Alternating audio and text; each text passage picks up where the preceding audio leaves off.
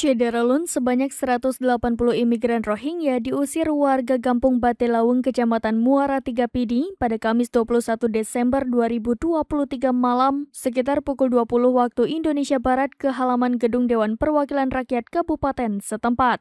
Sebelumnya, para imigran Rohingya itu telah menempati tenda pengungsian selama 12 hari terakhir di bibir pantai Kampung Batelaweng.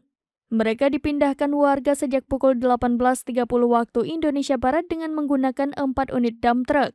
Pantauan serambinews.com pada Kamis 21 Desember 2023 malam, ratusan imigran Rohingya itu mendapat pengawalan aparat kepolisian dan TNI. Hanya saja, ribuan warga dari berbagai kampung tidak diperkenankan masuk ke dalam komplek perkantoran gedung DPRK Pidi. Warga hanya menyaksikan dan meneriaki agar mereka diusir dari Pidi untuk ditempatkan pada lokasi di luar Aceh.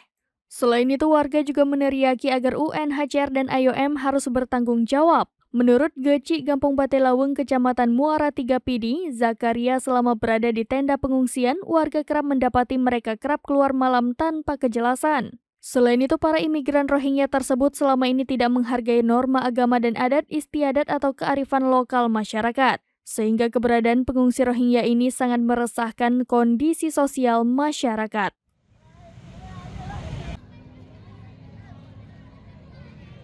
Dari Pidi, Idris Ismail, serambinews.com.